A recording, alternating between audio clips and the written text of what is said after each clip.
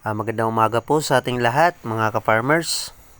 So sa araw po na to ay i-share ko sa inyo yung isang diskarte na kung sa akin lang is nasa try and error pa.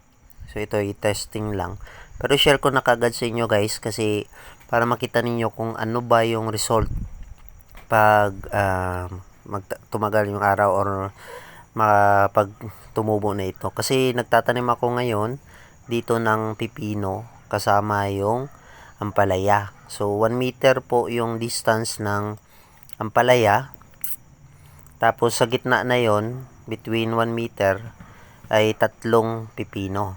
So ito yung ginagawa ko para ma-maximize ko yung araw. Kasi kung hindi po ninyo alam, ang pipino po is 1 month mapakikinabangan na natin or nasa 45 days ay unti-unti yang namamatay. So, ang diskarte ko dito kasi within 45 days, pwede ka na rin mag-harvest ng ampalaya. So, para tuloy-tuloy yung pag-harvest, ito yung ginagawa ko ngayon. So, subok lang kung baka maging effective kasi napansin ko sa ampalaya kasi within 1 to 35 days, nasa growing stage tayo. Napansin ko na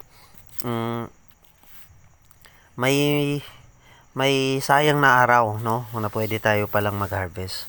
Kaya subukan ko na may kasamang pipino kung ano yung effect, tapos i-share ko sa inyo guys yung observation ko. So ito yung ginagawa ko, at kung napapansin nyo ang aking taniman ngayon is may mga dilaw na portion. Yan po ay in-sprayan ko po ng contact na herbicide.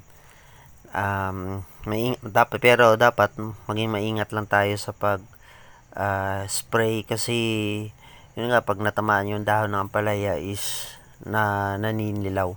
Pero hindi siya nakakapatay ng puno ng ampalaya. Pero na lang kung gumamit kayo ng yung synthetic na patay lahat pag once, kahit hindi nga matamaan. So, ang ginagamit ko dito na contact herbicide is yung Starline.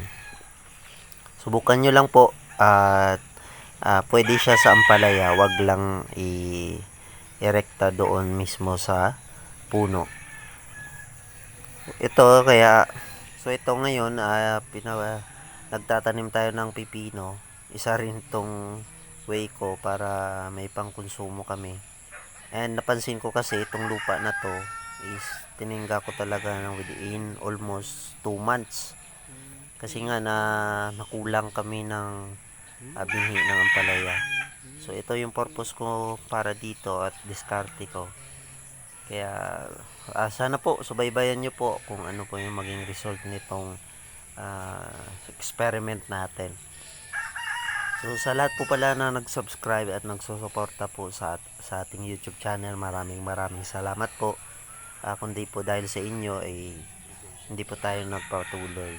So ingat po palagi, at sa kapwa ko mga magsasaka, laban lang po, and God bless.